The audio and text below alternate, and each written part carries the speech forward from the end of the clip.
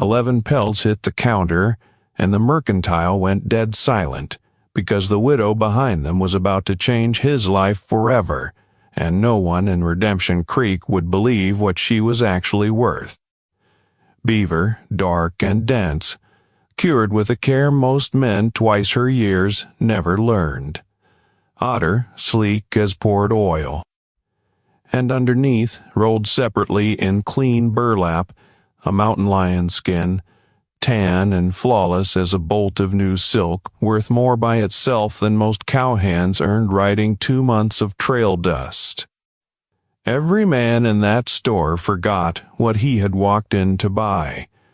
The clerk behind the counter forgot how to add a column of figures. And the woman who had carried that bundle in on a tired mule, dust to her knees, and not one word of apology in her, simply folded her hands and waited to see what he would do with what he saw. Her name was Winifred, a young widow trapping alone in the hard country north of Redemption Creek, Texas, in the spring of 1878, and this is the story of how a bundle of pelts on a mercantile counter ended up worth more than money, how it would cost a whole town its comfortable assumptions, cost a self-made merchant his peace of mind, and cost a jealous man everything he believed he was owed. Stay with this one to the end, because the way a quiet woman makes an entire room recalculate what she is worth, not once, but twice over, is the kind of reckoning you do not want to miss. Now rewind 3 minutes, back to the moment her mule stopped outside Gideon Ashford's mercantile door, and nobody inside that store yet knew what was coming. Redemption Creek sat stubborn and sun-bleached along a slow brown river, a town built by cattle money, and held together by habit more than affection. The streets ran wide enough for a wagon to turn without trouble, the buildings mostly timber and sun-grayed adobe, and the people who lived there carried the particular hardness in their eyes that came from watching this country take more than it ever gave back.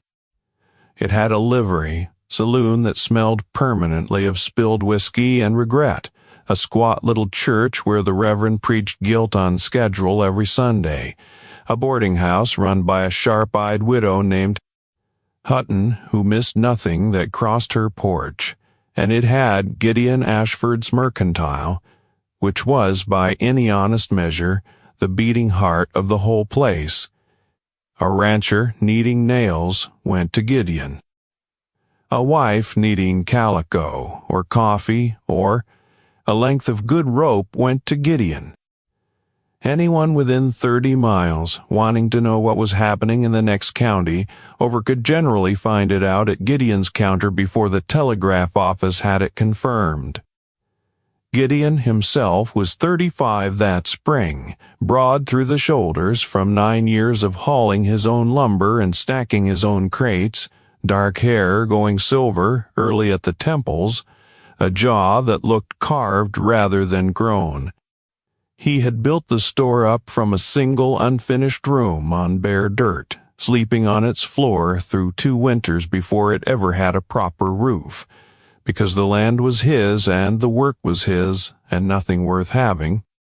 The mothers of Redemption Creek had tried for years, with real determination, to match him to their daughters and their nieces and their visiting cousins passing through on the stage. Gideon had been unfailingly courteous to every one of them while feeling precisely nothing underneath the courtesy, a fact he'd quietly settled into as simply the shape his life was going to take. A man could hardly be blamed for a feeling that refused to arrive. Then Winifred rode in from the north, and everything he believed about the shape of his life turned out to be wrong. She was not what the town expected of a widow trapper, and the town had strong, uncharitable opinions about what that ought to look like. She stood tall for a woman, built strong and full through the shoulders and the hip from years of real outdoor labor, a figure that turned heads on the street, whether she cared for the attention or not. Curves earned honestly by work most men in that county would not have lasted a season doing. Dark auburn hair, pinned severely under a broad felt hat that had weathered considerable country.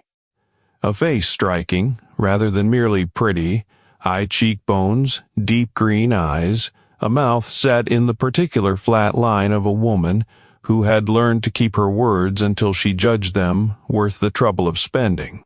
Her dress was plain calico practical, faded from sun and washing, and it did nothing whatsoever to disguise the strong, sure lines of the body underneath it. She looked like a woman the frontier had tried its level best to break, and had only succeeded in sharpening. She walked straight to the counter and set her hat down with one hand. The mercantile dealt in furs and hides, she'd heard. Depending on what you've got. Gideon straightened as he spoke. She turned without another word and went out to her mule. Through the window, Gideon watched her untie a heavy burlap load with quick, economical movements, no wasted motion anywhere in her, and then she was back inside, carrying a bundle that needed both arms, laying it on the counter, with a sound like the end of an argument. She peeled back the burlap herself, and underneath it lay work. Gideon had rarely seen equaled in 9 years of buying furs, beaver pelts stretched and tanned with extraordinary patience, otter skins without a single cut mark on them, and that mountain lion hide, tawny gold and perfectly even, the kind of piece a well-heeled buyer in San Antonio would pay real money to hang behind glass. There were 4 other people in the store that morning, and every one of them had stopped what they were doing. Old Ezra Coote had forgotten the tobacco tin in his hand. Mabel Purdy had set down a bolt of cloth mid-comparison. A deputy named Cole Ransom, leaning against the far wall with a biscuit halfway to his mouth, had gone entirely still, though his particular stillness carried a different flavor than everyone else's, one Gideon would come to recognize well enough soon. Who did the tanning on these? Gideon ran his thumb along the density of the nearest pelt. I did. All of them. He looked up at her, and the silence that followed was no longer about the furs. It was about her. She had come down from a homestead claim near a river bend, 40 miles north, isolated country, and had trapped it alone since the fever took her husband the previous November. The fact came out of her plain and even, the same tone she might have used to remark that the weather had been dry, no plea for sympathy in it, and no invitation for pity either. Gideon offered his condolences quietly, and she thanked him without looking away, because she hadn't ridden 40 miles to be pitied. She had come to do business, and her eyes made that much entirely clear. He worked the numbers honestly, the way he handled everything, and named what the beaver and otter would fetch at fair local rates.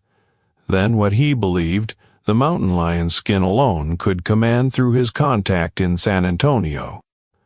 She listened without blinking. If he could get what he claimed for the lion skin, she'd bring 6 more beaver and 2 more otter by the end of June. That's a business proposition. Gideon extended his hand across the counter, and her grip met his. Dry and firm and entirely certain of itself. Somewhere behind them, Cole Ransom had resumed eating his biscuit without once looking away from her. If a story like Winifred's is the kind you watch twice, tap join beside the channel name and become a member 10 seconds, and it helps this channel keep going. The transaction ran another 20 minutes. Gideon counted out every dollar aloud and laid out his price sheet unasked, and she reviewed it with the focused attention of a woman who trusted no one's arithmetic but her own, checked it against her own tally, and only then folded the bills into a small leather pouch. She had a supply list, too, written in a small, precise hand: cornmeal, salt, coffee, a file for sharpening, beeswax, lamp oil, a vial of quinine, a box of .44 caliber cartridges. The quinine was its own quiet report. 40 miles from the nearest doctor, managing entirely on her own. The cartridges were another, a rifle capable of handling whatever that isolation might throw at her, and a woman who plainly knew how to use it. While Gideon weighed cornmeal, Mabel Purdy drifted close under the pretense of examining a shelf of dry goods, curiosity burning at full brightness. Did she have children, family nearby? Wasn't it an awful lot of country for one person to manage alone? Winifred's answers came without heat and without apology. No children, her nearest neighbor 12 miles off. She managed well enough, and closed the subject as neatly as a drawer sliding shut. Mabel retreated, chastened but not unkind, already composing what she'd carry to the rest of Redemption Creek by supper. Deputy Cole Ransom proved harder to discourage. He came off the wall and introduced himself properly, remarking that a woman riding 40 miles alone was taking a considerable risk, that there were rough characters working the breaks north of town lately, that if she kept making the trip, she might think about accepting an escort. Winifred's expression went polite in exactly the way a knife is polite before it cuts. She thanked him for his concern and allowed she'd bear it in mind. Cole smiled and drifted back to his wall, and Gideon, watching, did not care for the calculation sitting behind that smile. She finished packing her supplies, settled the load over her mule, and looked at Gideon once more before riding out. June? Then he'd hold the prices steady, he assured her. Quality fur didn't move much that time of year. She nodded once and turned north, and Gideon stood in his own doorway a moment longer than he strictly needed to, watching the empty road where she'd been. Old Ezra came up beside him, tobacco tin finally chosen. That was a capable woman, he allowed, with the plain admiration of a man who'd outlived most of his opinions about what people could and couldn't do. Gideon agreed, and meant it far more than 2 words could carry. The weeks that followed moved the way weeks always moved in Redemption Creek, slow, with cattle commerce and Sunday sermons and Saturday whiskey. Gideon restocked his shelves, handled 2 large ranch orders, and wrote to his contact in San Antonio about the mountain lion skin. The reply confirmed his own estimate almost exactly, and when he added the eastern spring rates for the beaver and otter, the true total came in considerably higher than what he'd paid Winifred on the spot, the ordinary, unremarkable nature of the trade. She was up there working that isolated country entirely alone, trapping and tanning and hauling by herself, producing furs that outclassed men who'd been in the business twice her years. She deserved to know precisely what the real market was bearing. So Gideon wrote her a letter, itemizing the true prices, plainly stating that her work was exceptional, that when she came in June, he intended to adjust her payment to reflect it. He included the name of his San Antonio contact and made clear honestly that she could bypass local buyers entirely if she wanted better prices than he alone could offer. He sent the letter and then found himself wondering, far longer than was strictly reasonable, whether she would write back. She did, 3 weeks later, in that same small, precise hand. Her gratitude for the honesty was plain on the page, along with word that the adjustment wasn't necessary, but that she appreciated it being extended, and that she'd weighed San Antonio, but for now preferred the certainty of a known buyer.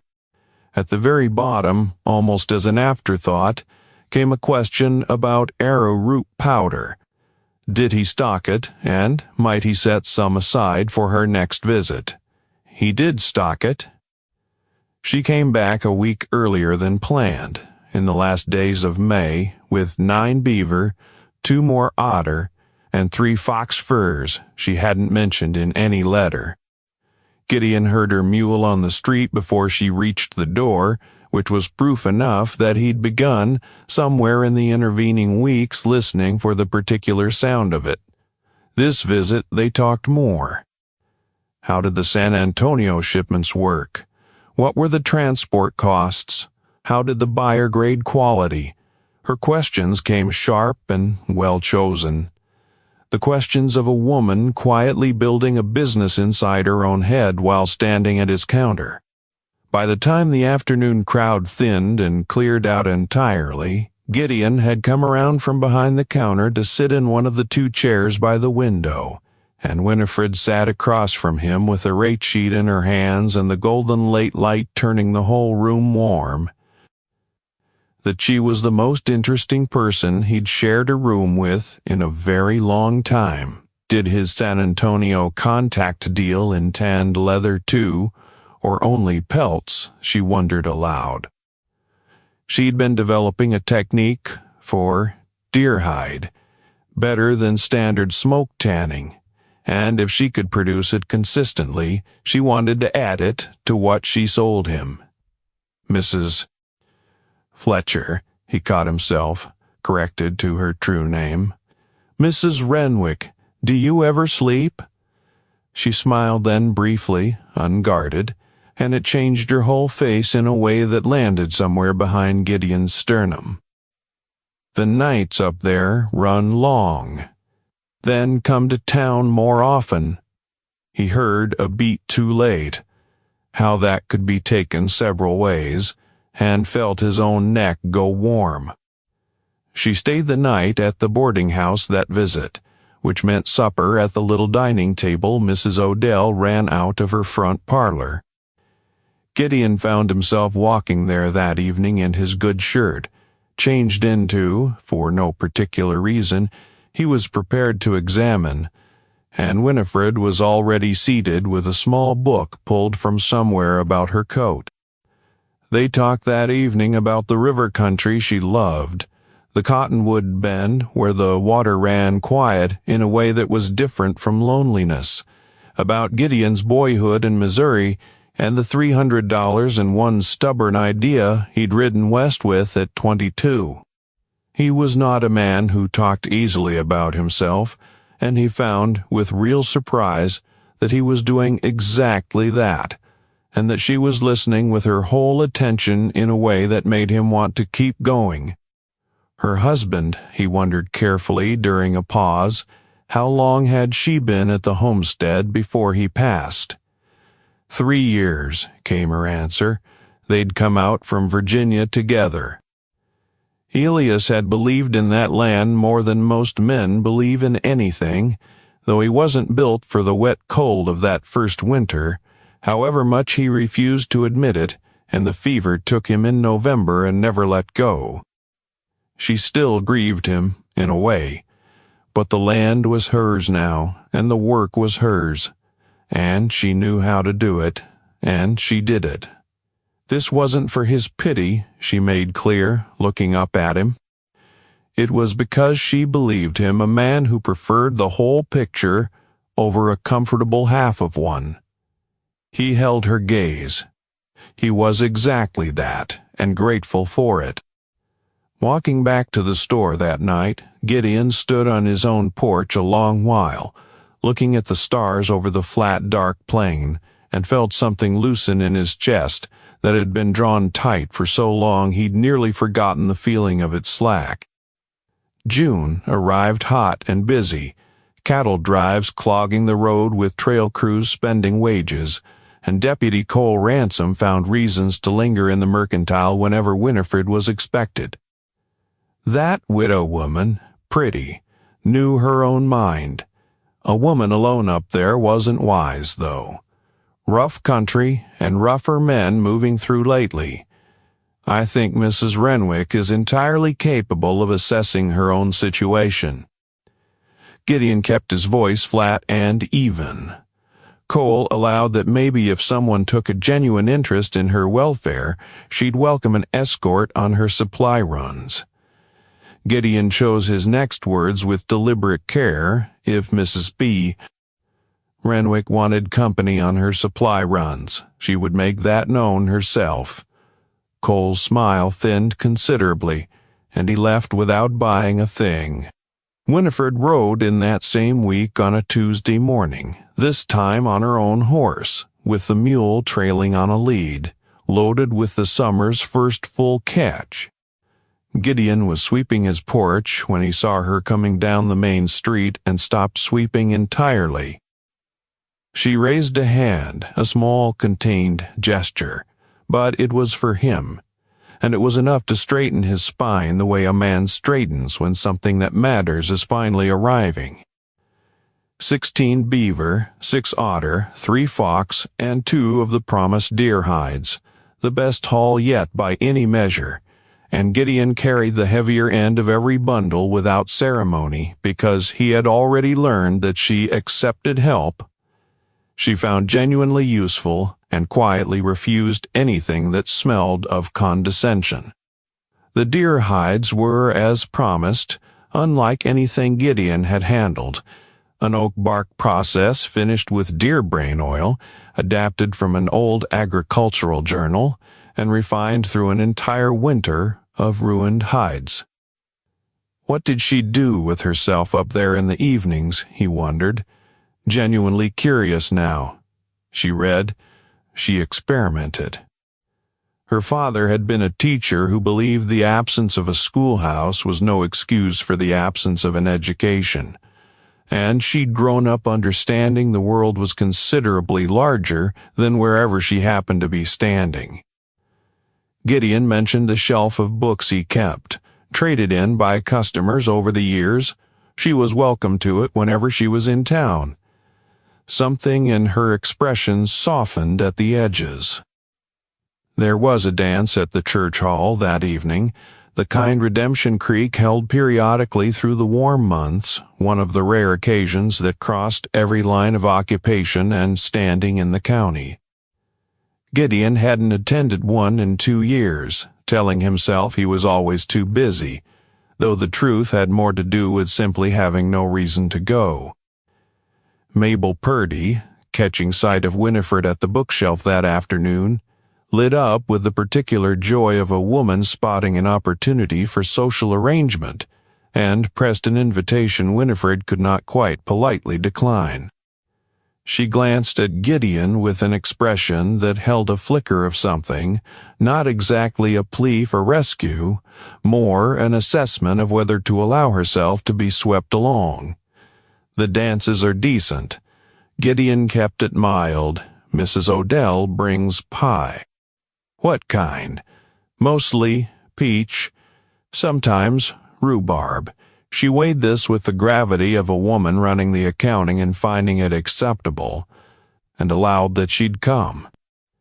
The church hall that night was strung with lanterns and smelled of pine resin and other people's cologne, fiddle and banjo cutting rough and bright from a small platform, and Winifred stood near the food table in a dark green dress Gideon hadn't seen before, plain but well-made, cut close through the waist, in a way her trail clothes never allowed. Her hair loosed from its usual severe pins and gathered easily at her neck. In the warm lantern light, she looked like a woman who had been traveling a long time and had just remembered what it felt like to stand still, and more than one head in that hall turned to look twice, though Winifred herself seemed entirely unaware of it or entirely unconcerned. Gideon brought her cider and stood beside her, and they watched the dancing without needing to fill the space with talk, which was its own particular kind of closeness, the children weaving between the dancers' legs and the long table, sagging under Mrs. Odell's pies, and the whole warm noise of a town enjoying itself, carrying on around them like weather, neither of them needed to comment on. Deputy Cole Ransom arrived at her other side within 10 minutes, smiling broadly with a glass of punch, wondering if he might have the next dance. She'd only just arrived, was her answer, still finding her feet. He positioned himself nearby anyway, with a casual territorial patience that fooled nobody. Gideon looked down at his cider and kept quiet, a habit he'd perfected. Then the fiddle struck up a slow waltz, and he heard himself ask her before he'd fully decided to. Yes, simple, direct, I would. They moved onto the floor, and Gideon set his hand at her waist with a care that was both formal and entirely deliberate. And she settled into the dance with the same unhurried competence she carried into everything she did. It turned out her own father had believed in a complete education and had taught her to waltz as thoroughly as he'd taught her Greek history, and Gideon's mother had done the same for him, so they moved together with the easy rightness of two people who'd somehow only met 3 times before. He could smell cedar in her hair, and her hand in his was work calloused and certain, and by the time the last note faded, Gideon understood that the life he'd been living, the store is enough, the days are full, I am fine. Cole Ransom watched them from the edge of the floor, and whatever remained of his smile by then had gone entirely thin. Not everything about that summer was gentle, and not everyone in Redemption Creek's orbit wished Winifred well. Ward of an exceptional trapper working the country north of town had begun to travel the same trade routes as everything else worth knowing, and had eventually reached ears that saw a lone woman's success as an opportunity. The trouble started properly in the 2nd week of July, and it wore the shape of a traveling fur buyer named Silas Vane, a smooth, well-dressed man who worked the frontier towns ahead of the regular Eastern buyers, banking on the fact that isolated trappers rarely knew what their own work was truly worth. Silas found Winifred on the road 2 miles north of town, her mule loaded with a fresh catch bound for Gideon's counter, and put forward an offer, cash, immediate, no waiting on any San Antonio letter, a sum that sounded generous to an untrained ear and was in honest fact less than half of fair market value for pelts of her quality. A widow alone, he pressed, with an easy practice sympathy, couldn't afford to gamble on distant buyers and slow mail. A bird in hand was worth considerably more than a promise on paper. Winifred signed nothing. She had learned, across 9 years of running her own household and 3 of running her own trapline, exactly how to recognize a man who mistook a woman traveling alone for a woman. She'd think on it, was all she granted him, evenly, and rode on into Redemption Creek without a flicker of the alarm he'd clearly hoped to plant in her. But Silas wasn't finished. He followed her into town and, finding the mercantile counter was where her business actually lived, tried a different tactic entirely. He reached Gideon an hour ahead of her and proposed buying his entire remaining stock of quality furs outright, at a price that undercut what Gideon paid his own suppliers, banking on greed to do what charm alone hadn't. When that failed because Gideon simply was not built that way, Silas tried something subtler, dropping within earshot of half the store that a woman working entirely alone up in that isolated country surely couldn't be trusted to know what she'd actually caught, that some of what she claimed as prime beaver, more like seconds dressed up to pass, it was a small, deliberate lie, dropped in front of witnesses meant to chip a crack of doubt into a reputation Winifred had spent months building pelt by careful pelt. Gideon set down the ledger he was holding and turned on Silas Vane with an expression gone entirely flat and entirely dangerous. "I've personally inspected every pelt Winifred Renwick has ever brought through that door." He kept it loud enough for old Ezra Coote and 2 ranch hands and Mabel Purdy to hear plainly. "Her work is the finest I've handled in 9 years of buying furs. Any man who claims otherwise in my store is welcome to take his business and his lies somewhere else entirely." Silas Vane's smile did not waver, but something behind his eyes recalculated fast. He left without another word, and news of the exchange moved through Redemption Creek faster than the man himself could ride out of it. When Winifred arrived that afternoon and heard what had happened at the Mercantile with Silas Vane, she did not thank Gideon the way the town might have expected a rescued woman to. She wanted to know whether he'd spoken up because he believed it, or out of some obligation to defend her. Both. Gideon held nothing back. "I believed every word, and I'd have spoken up regardless of what I felt for you, because it was true. But I won't pretend I wasn't glad of the chance to." She studied him a long moment, and something in her shoulders eased. Some guard she'd carried since the day her husband died, set down, if only partway. He hadn't needed to do that, she offered him quietly. "No," he agreed. But he'd wanted to. Become a channel member if a good man standing up for a woman nobody else bothered to defend is worth 10 seconds. Tap. Join beside the channel name. It costs nothing but a moment, and it means a great deal to this channel. Silas Vane was not, however, a man built to accept a public loss quietly. 2 days later, on the north road where the brush grew thick enough to hide a horse and rider, he waited for Winifred as she came down from Cottonwood Bend, her mule light after that season's second sale. He blocked the road with his own horse, pleasant voice still, and suggested that a woman with no husband and no protection ought to think carefully before making an enemy of a man who traveled these roads as often as she did. It was not quite a threat. It was close enough to one that Winifred understood it perfectly. She did not argue with him.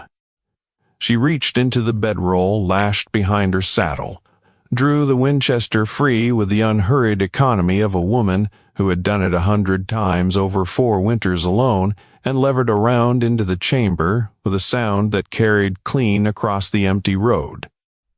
She informed Silas Vane in the same even voice she used for weather and grief and business alike that she had put down 2 wolves and a diseased cougar on that particular stretch of road, without losing an hour of sleep over any of them, and that he was welcome to test whether a lying fur trader ranked above either in her estimation. Silas Vane's horse sidestepped nervously beneath him. He allowed, with considerably less polish than he'd shown in the Mercantile, that he had business elsewhere, and rode south out of the county before nightfall and did not return. She recounted it to Gideon that same evening. Plainly, the way she recounted everything, expecting no alarm, and receiving none, only a long, steady look that held something closer to admiration than fear on her behalf. He did not once suggest she carry an escort after that. He understood, watching her lay it out with the same flat calm she'd have used to describe mending a fence, that the offer would have insulted the very thing he loved most about her. Word of the road, unlike word of the Mercantile, did not stay quiet for long.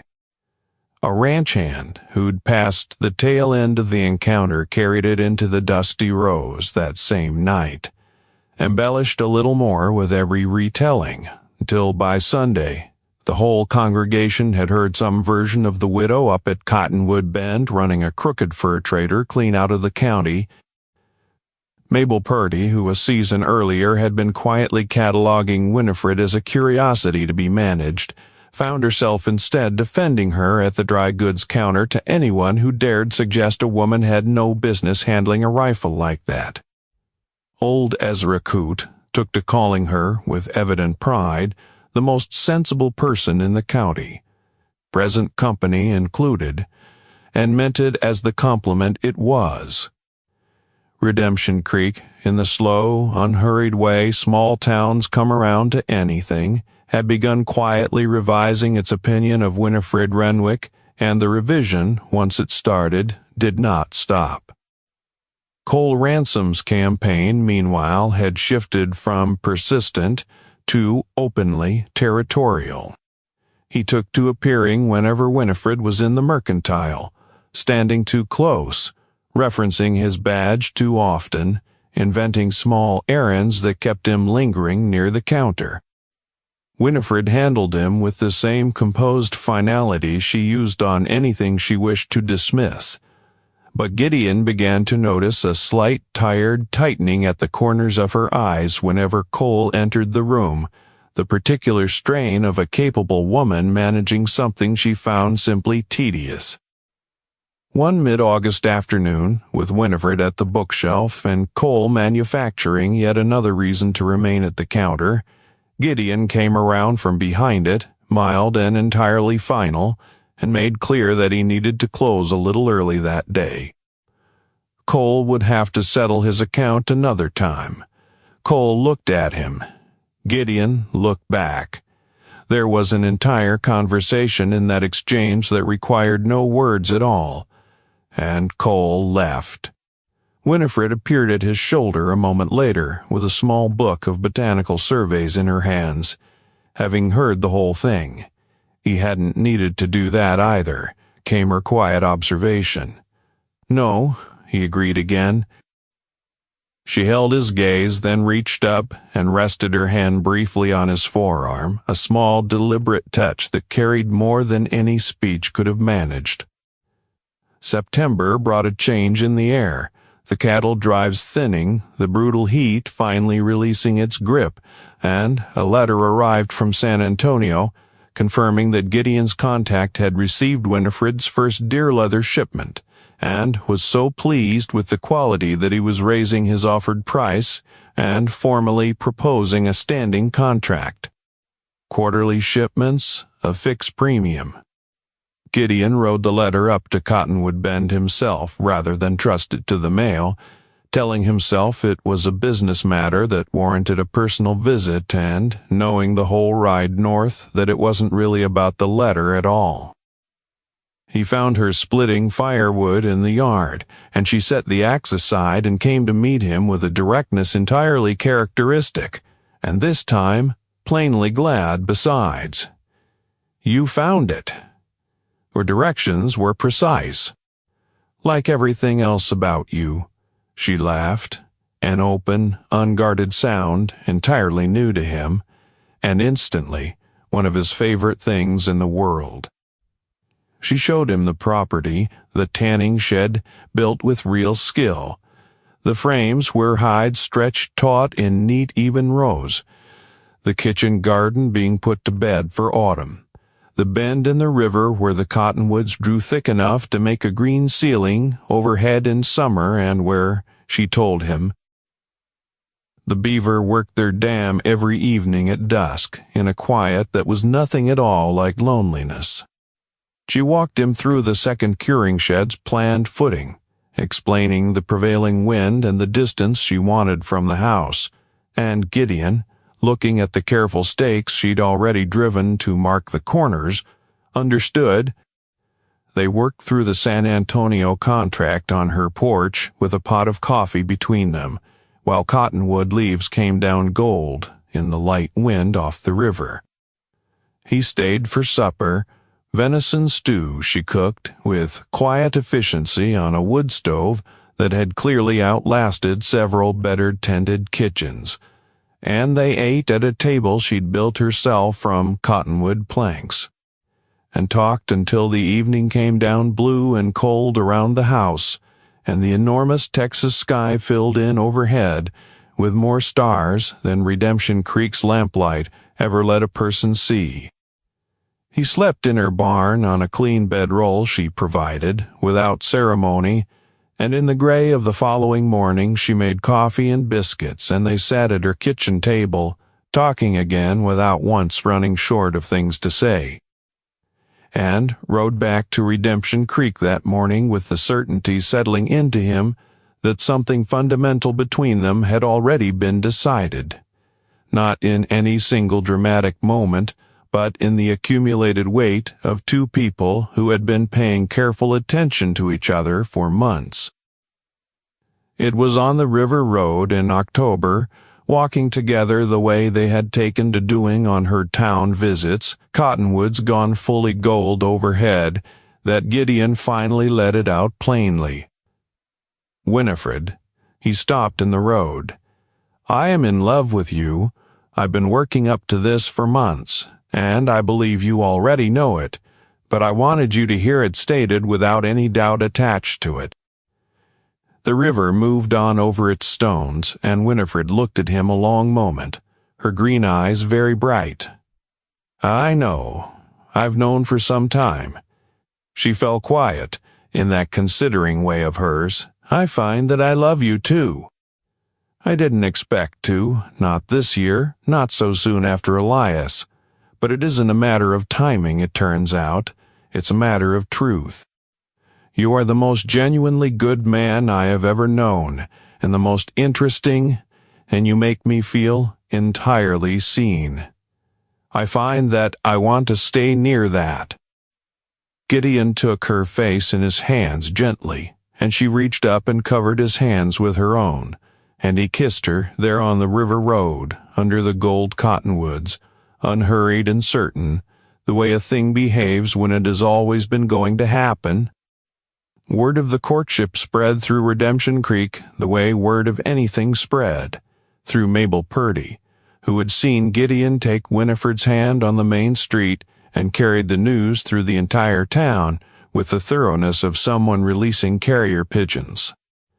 Cole Ransom came into the Mercantile the following week, working hard to keep his expression neutral and not entirely succeeding. He'd heard Gideon and the widow had an understanding. "My personal life isn't town business." Gideon's tone stayed even.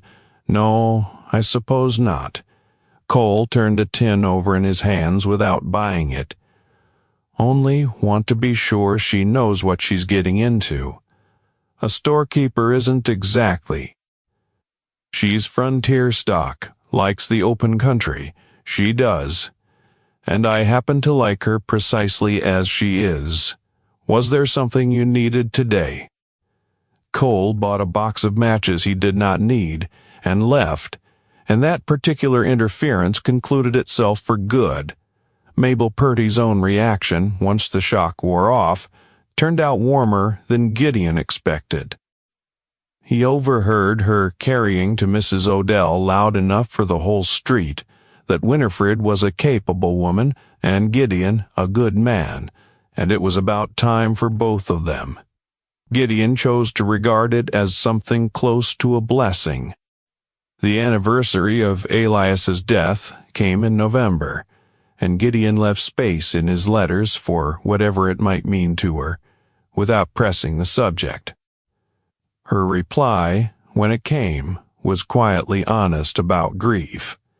She had sat with the day, thought of Elias with respect and real tenderness, and then returned to her work, exactly what he himself would have wanted from her. She did not feel guilty about what had grown between herself and Gideon.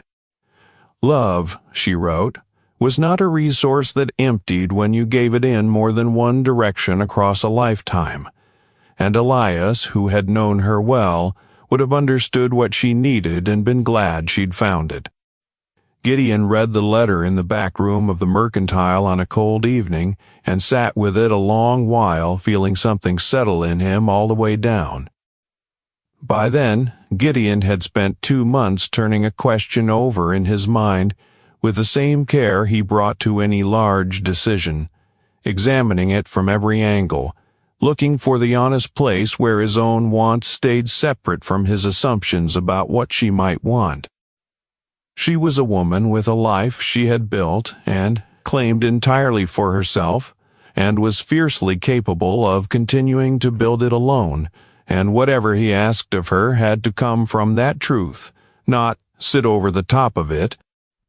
He was not a man who moved quickly on anything that mattered, and this mattered more than the mercantile, more than 9 years of hauled lumber and stacked crates, more than anything he had built with his own 2 hands before she rode into his life with a mule and a bundle of pelts and upended the whole careful shape of it.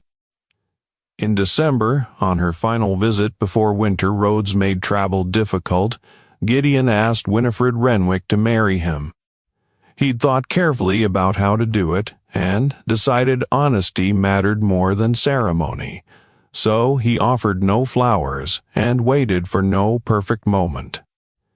He came around the counter with the little pot-bellied stove burning warm and orange against the December cold outside, after they'd closed the year's ledger together and the numbers had laid out a story of real success. "I want to build something with you. Not because I think you need what I have.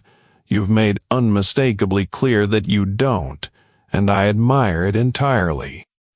But because what we'd build together would be larger than what either of us builds alone, and because I want to wake beside you every morning for the rest of my life, and I want you to have the choosing of it too."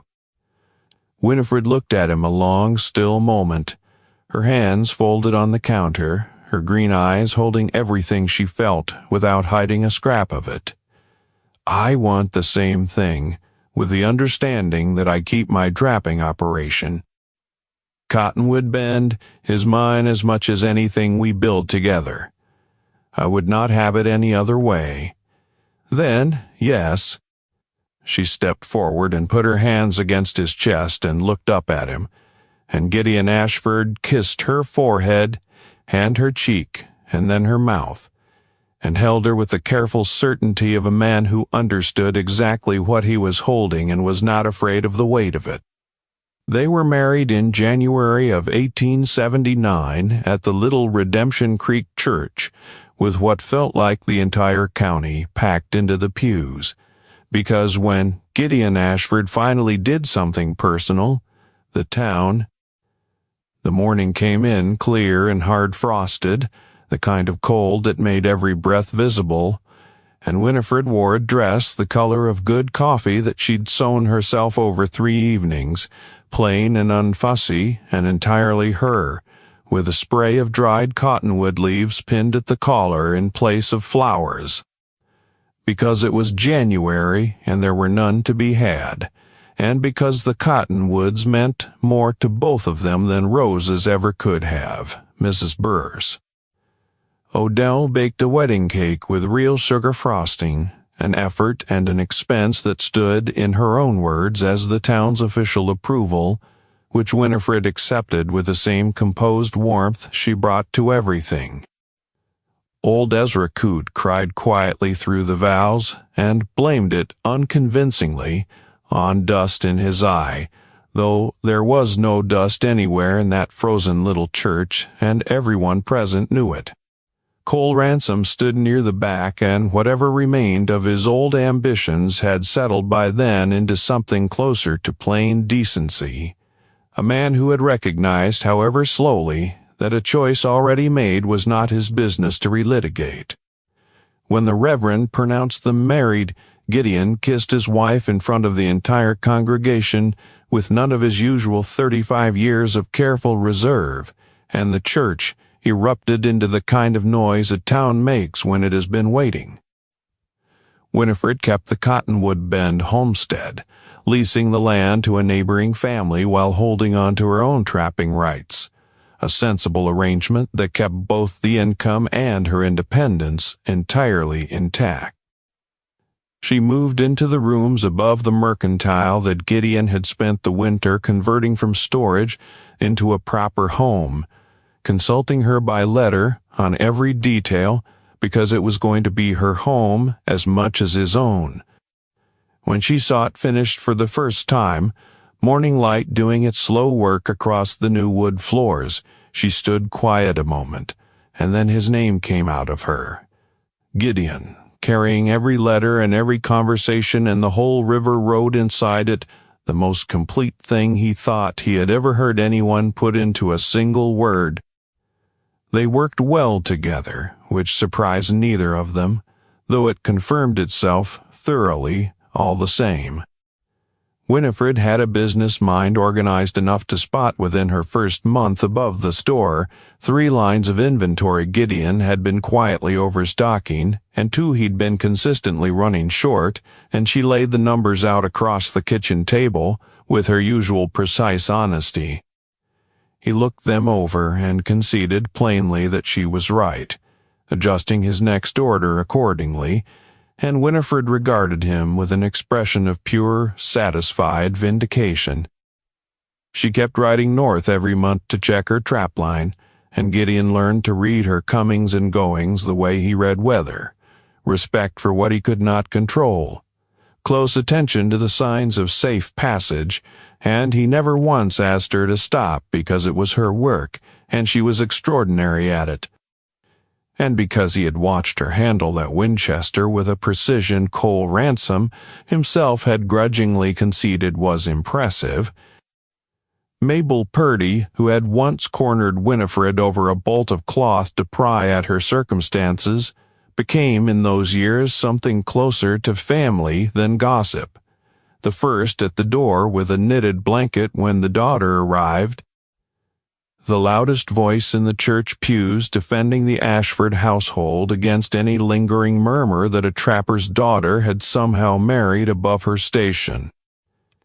Redemption Creek, in its slow, unhurried way, had stopped debating what Winifred was worth sometime around her second winter in town, and had simply gotten on with admiring it instead. If this is the kind of story you find yourself returning to, tap Join beside the channel name and become a member. It helps more than you'd think, and it takes about 10 seconds. The leather arrangement with San Antonio grew through the seasons that followed.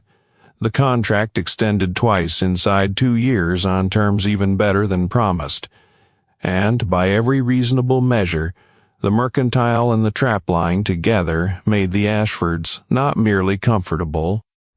On a cool September evening 9 years almost to the season after that first bundle of pelts had gone still on his counter, Gideon and Winifred walked the river road together as they had come to do most evenings, hands loosely joined, the cottonwoods along the water going gold again.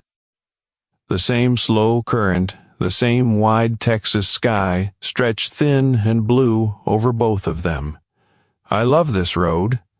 She watched the light move on the water. "I love this road, too." He meant it exactly as much as the first time he'd put it into words, which was completely. She was 37 that autumn, the years of frontier work and frontier weather written into her face in a way that had only made her more striking, not less, the line of her jaw sharper, her green eyes steadier, a scatter of silver threads at her temples that Gideon had been known to admire out loud to her composed and faintly pleased embarrassment. She leaned her head against his shoulder as they walked, a small, contained gesture entirely characteristic of her, then straightened again to look ahead at the water, and Gideon felt her hand tighten slightly around his. Neither of them needed to fill the quiet with talk anymore. They hadn't, for years now, needed to. Word of Silas Vane's kind rarely traveled far in Texas trading circles, and word of what had happened to him in Redemption Creek traveled about as far as such things could. Twice more over the following years, buyers who'd heard the story approached Gideon's counter with unusually fair opening offers. Having no wish to end up a cautionary tale told over supper in some other widow's kitchen, Winifred's reputation, meanwhile, only grew, until trappers 3 counties over began asking whether Callaway's, no, Ashford's, Gideon corrected people so often in those early years that he eventually stopped bothering, carried the Renwick tan. Their first child, a daughter with her mother's steady green eyes and her father's stubborn jaw, was born above the Mercantile in the winter of 1880, delivered by the same frontier doctor who'd once supplied Winifred's quinine, and old Ezra Coote held her for exactly 4 minutes before declaring, with the gravity of a man delivering an official verdict, that she had good eyes and would be all right. A second child followed 2 years after, a boy who took to numbers the way his mother took to a trap line, methodically and without complaint, and the 2 of them grew up understanding, in the unremarkable way children absorb the shape of a household, that their mother rode north each month, because the work was hers and she loved it, and that their father closed the store early on the days she was expected home, and that neither fact required explaining to anyone who mattered. That mercantile counter, where 11 Pelts had once gone silent under a room full of doubting eyes, went on to hold 1,000 more transactions after that spring morning, flour and rope and medicine and calico, all the ordinary material of an ordinary life being carefully, deliberately built. Gideon worked it with the same quiet competence he always had, and Winifred worked beside him and well beyond him, her leather business, known clear to San Antonio by then, her reputation for quality entirely unmatched, her trap line still walked every season. Old Ezra Coote lived long enough to see the business grow past anything Redemption Creek had expected of either of them, and he liked to remind anyone who'd listen that he'd known she was capable the very first morning, before the rest of the town had bothered to look up from its tobacco tins. And on quiet evenings for years afterward, the 2 of them sat together on the back porch they had built onto the store with their own hands, and let the quiet settle in around them, comfortable and fully inhabited. But the whole width of what a life could become when somebody finally, properly saw what you were worth. If there is a single thing to carry away from Winifred's story, it is this. The world will very often decide what you are worth before it has bothered to actually look at you. A widow riding in alone, a woman working land no one thought she could hold, a life quietly built without anyone's permission or approval, and it will be wrong every single time it does.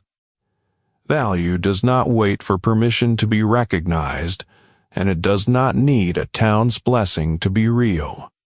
It sits patiently under the burlap, cured and dense and entirely genuine, through every doubting glance and every lowball offer, and every man who mistakes quiet for weakness, until the right person finally takes the trouble to turn it over in the light and see it plainly, completely, for exactly what it always was.